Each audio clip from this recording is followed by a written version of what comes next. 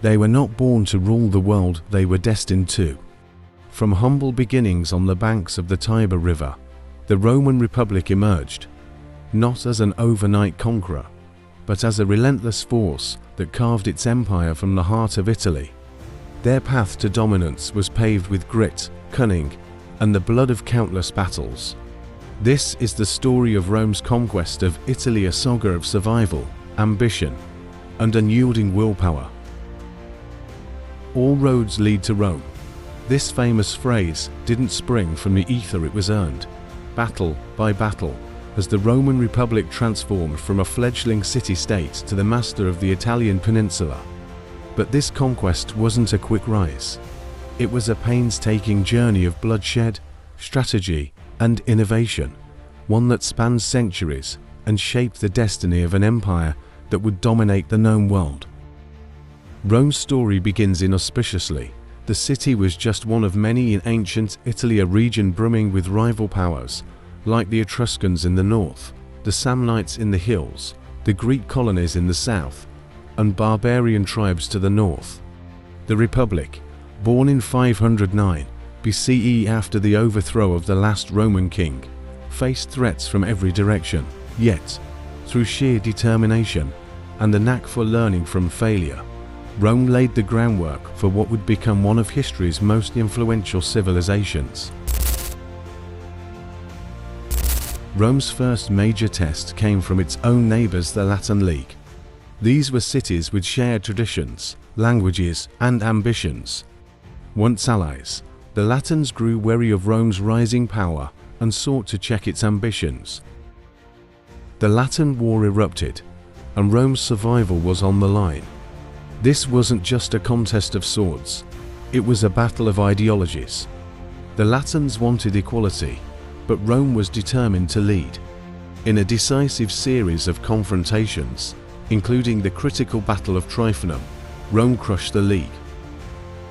However, the Romans didn't merely subjugate their foes, they offered many of them citizenship or alliances.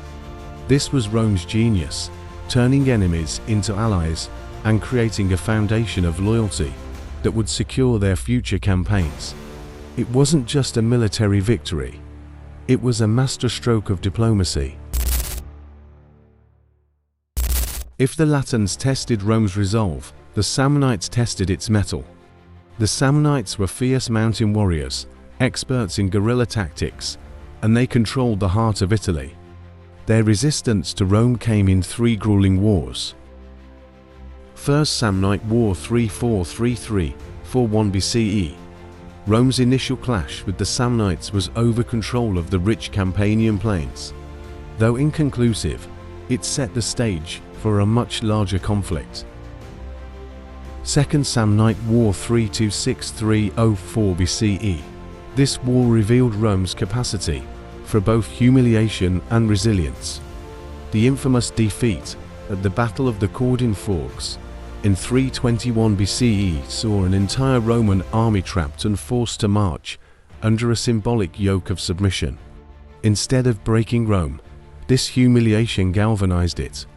The Republic restructured its army, developed new tactics, and eventually triumphed, including a crucial victory at Beneventum. Third Samnite War 998-90 BCE. The Samnites, desperate to stop Rome, allied with the Etruscans, Gauls, and Umbrians. But the coalition was shattered at the Battle of Sentinum in 95 BCE, where Roman discipline and strategy secured the day. The Samnites were finally subdued, and central Italy fell firmly under Roman control.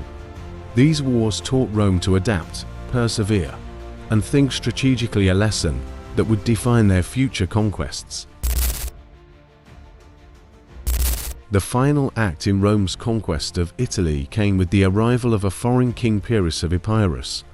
This ambitious leader, a descendant of Alexander the Great, answered the call of the Greek city of Tarentum in southern Italy, which sought help against Rome's encroachment. Pyrrhus brought war elephants unlike anything the Romans had ever seen and a reputation for brilliance on the battlefield. Battle of Heraclea, to 80 BCE. Pyrrhus stunned the Romans, with his elephants, securing a costly victory. Battle of Asculum to 79 BCE, another win for Pyrrhus, but his losses mounted. It was after this battle that he famously quipped, "If we are victorious in one more battle with the Romans, we shall be utterly ruined." Thus, the term Pyrrhic victory was born. Battle of Beneventum to 75 BCE, Rome's stubborn resistance paid off. Pyrrhus was defeated and withdrew from Italy, leaving the Greek cities to fend for themselves. With Pyrrhus gone, Rome swiftly subdued the remaining Greek cities. Southern Italy, along with its wealth and strategic ports, became part of the Republic. The conquest of Italy wasn't won by the sword alone. Rome's real genius lay in its approach to governance. Conquered cities were not razed, but incorporated into the Republic. Some were granted full citizenship, others partial rights, and still others were made allies. This created a complex web of loyalty and obligation, ensuring that Rome's former enemies now fought alongside them. Infrastructure played a role too. The construction of the Via Appia, a road linking Rome to the south, facilitated the movement of troops, goods, and information. This integration of diplomacy, infrastructure, and military might was unparalleled in the ancient world. By 64 BCE, Rome had unified the Italian peninsula under its control, but this was no static victory. The conquest of Italy was the foundation for Rome's future as a Mediterranean superpower. It set the stage for the Punic Wars and the eventual dominance of Carthage, Greece, and beyond. The Romans had proven that they were not just warriors, they were builders, diplomats, and visionaries. Each victory in Italy was a stepping stone toward an empire that would endure for centuries. The story of Rome's conquest of Italy is not just one of battles, it's a tale of resilience, innovation, and vision. Rome's journey from a humble city-state to the master of Italy reminds us that greatness is rarely achieved overnight.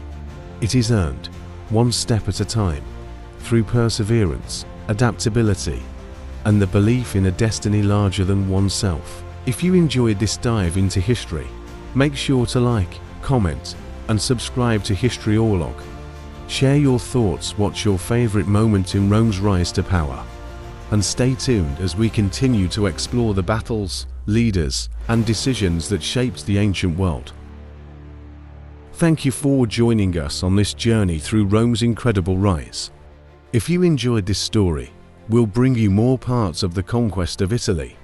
Let's continue exploring the fascinating tapestry of history together.